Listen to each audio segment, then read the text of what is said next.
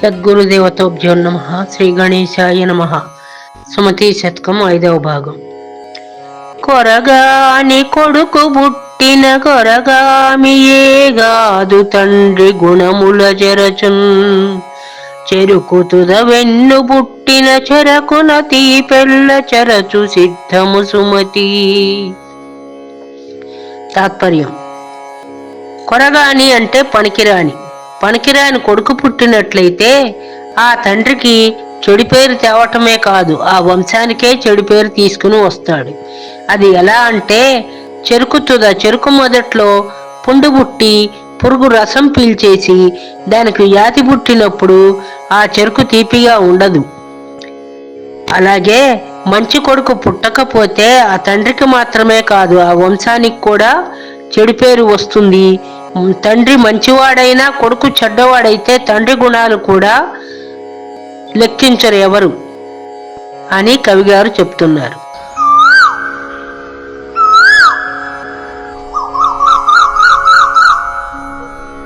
కోమలి విశ్వాసంబున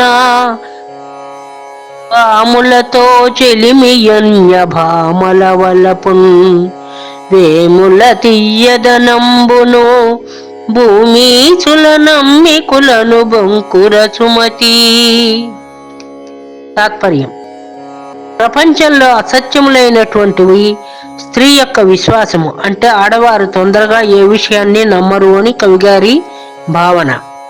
అలాగే వేప చెట్టు తీయగా ఉండదు. పరస్త్రీల ప్రేమ కూడా మధురంగా ఉండదు.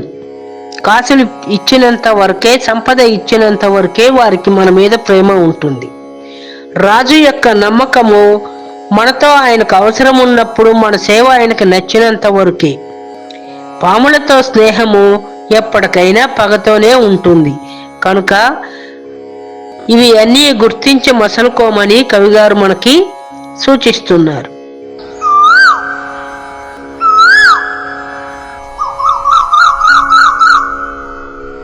గడనగల మగని చూచిన నడుగడుగున మడుగులిడు రతివలు ధరలో, గడుసగు మగని చూచిన నడపీనుగు వచ్చననుచు నగుదురు సుమతి.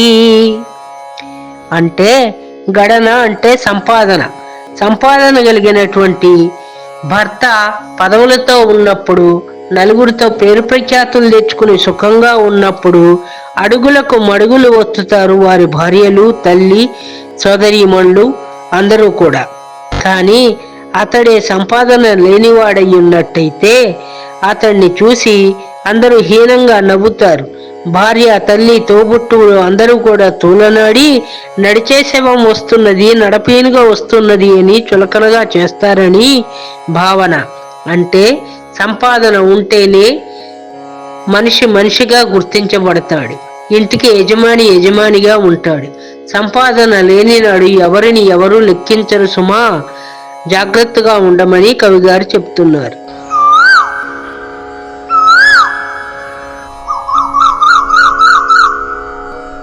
చింతింపకు కడచిన పనికింతులు వలతురని నమ్మక ఎంతయు మదిలో, అంతఃపుర కాంతలతో మంతనములు మానుమిదియే మతముర సుమతి.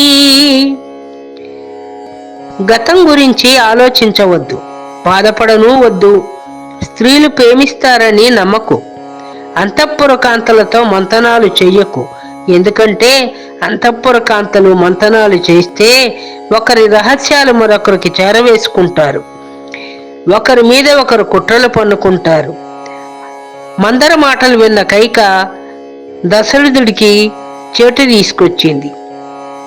కొడుకు చేత, భరతుడి చేత కోపానికి గురి అయి ఆమె తన యొక్క మంచి పేరును, మాతృత్వపు మధురిమను కూడా పోగొట్టుకుని నిందించబడింది.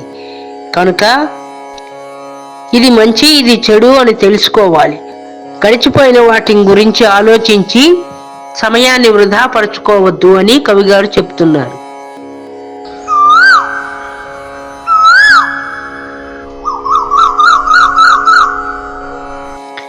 చీమలు పెట్టిన పుట్టలు పాముల కిరవయ్యున్నట్లు పామరుడు దగన్, హేమంబు గూడబెట్టిన భూమీశుల పాలజేరు భువిలో సుమతి. తాత్పర్యం: మనం ఎంత కష్టపడి సంపాదించి దాచుకున్నా, ఎన్నో శ్రమలకు ఓర్చి ధనాన్ని సేకరించి కూడబెట్టినా బలవంతులు దాన్ని సంగ్రహిస్తారు. అంటే బలం లేని వాడి మీద బలవంతుడు ఎప్పుడూ కూడా పెత్తనం చేస్తాడు, దౌర్జన్యం చేస్తాడు. చీమలు పెట్టిన పుట్టలు చిన్నవైనటువంటి చీమలు, బలంలో తక్కువ ఉన్నటువంటి చీమలు పెద్ద పెద్ద పుట్టలను పెడతాయి. ఆ పుట్టలను పాములు ఆక్రమించుకుంటాయి. పిసినారివాడు కూడబెడితే ఆ ధనం పాత్రలో దాగి దాగి చివరకు భూపాలుర పరమవుతుంది సుమా. ఉన్నప్పుడు అనుభవించమని కవిగారు చెప్తున్నారు.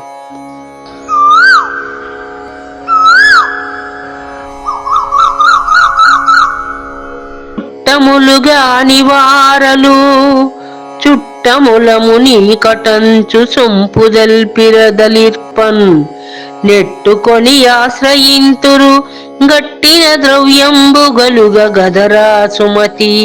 తాత్పర్యం: దగ్గర ధనం ఉంటే అందరూ ఏదో ఒక రకంగా మన చుట్టూ చేరి చుట్టాలమని వరసలు వల్లెవేసి మనల్ని ఆశ్రయించి మన దగ్గరే ఉంటారు. అదే మనకు ధనం లేనప్పుడు, ఏ విధంగా అయినా దాన్ని పోగొట్టుకున్నప్పుడు, మనం కష్టాలలో ఉన్నప్పుడు వారు మనకు సహాయం చేయవలసిన పరిస్థితి వస్తే ఒక్కరొక్కరు జారుకుంటారు తప్ప ఎవరూ ముందుకు రారు, సహాయం చెయ్యరు.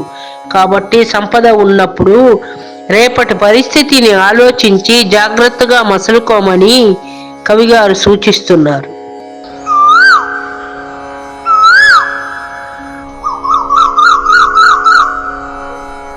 చేతులకు తొడవు దానము భూతల నాదులకు దొడవు బొంకమిదెరిలో ధరలో నీతియ తోడవెవ్వారికి నాతికి మానంబు తొడవు నయముగ సుమతి. తాత్పర్యం: అసలైన ఆభరణాలు మనిషికి ఏమిటి అంటే, మన చేతులకు దానం చేసే గుణం ఉంటే అవి నిజమైన చేతులు. పాలకులకు నిజము తెలుసుకోగలిగిన సత్తా ఉండాలి. చెప్పిందల్లా నమ్మకూడదు. వారి మనసు నేత్రంలాగా పనిచేయాలి. చూసిన దానిని మాత్రమే నిజానిజాలు తెలుసుకుని నిర్ణయించాలి. మనిషికి నీతి అనేది ఉండాలి. స్త్రీకి పురుషుడికి ఎవరికైనా సరే శీలం అనేది ఉండాలి. శీల సంపద లేనప్పుడు వారు ఎంతటి గొప్పవారైనా సరే గుర్తింపబడరు. ప్రతి మనిషికి శీలము అంటే క్యారెక్టర్ మంచిగా ఉండాలి అని అర్థం.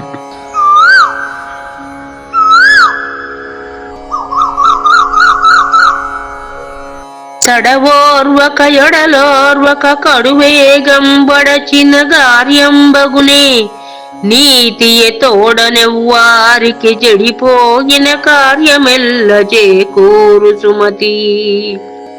తలచిన వెంటనే తాత పెళ్లి చెయ్యాలి అనుకుంటే కాదు, సమయాలు కలిసి రావాలి. దాయాదులు కోరి కష్టపడినప్పుడు, కష్టం తెచ్చినప్పుడు ఏ పనైనా సరే వెంటనే జరగదు.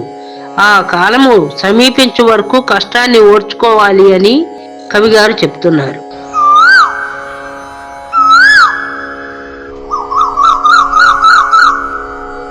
తన కోపమే తన శత్రువు, తన శాంతమే తనకు రక్షదయ చుట్టంబో, తన సంతోషమే స్వర్గము, తన దుఃఖమే నరకమండ్రు తత్యము సుమతి. మనిషికి తనలోని గుణములే శత్రువులు, మిత్రులుగాను ఉంటాయి. మనం కోపంతో ఉన్నట్టయితే వివేకాన్ని కోల్పోతాం. వివేకాన్ని కోల్పోయినప్పుడు సమయ సందర్భాలను పట్టించుకోము. అందువల్ల విరోధాలు ఎక్కువ అవుతాయి. మానసిక స్థాపం ఎక్కువయ్యి ఆరోగ్యం మందగిస్తుంది. కానీ కోపం బదులు దయాగుణాన్ని మనం అలవాటు చేసుకున్నట్టయితే ఆ గుణం మనని శత్రువులను కూడా మిత్రులుగా చేస్తుంది. అప్పుడు మనకి సంఖ్యాబలంలో సఖ్యంగా ఉండేవారు ఎక్కువ అవుతారు. అందువల్ల మనం మనుషులుగా గుర్తించబడతాము.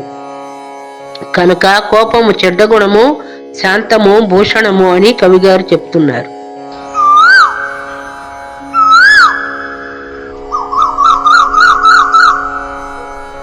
తన యూరి తపసితనమును తన భృతుని విద్యా పెంపు తన సతి రూపున్ తన పెరటి చెట్టు మందున్ మనసున వర్ణింపరెట్టి మనుజులు సుమతి.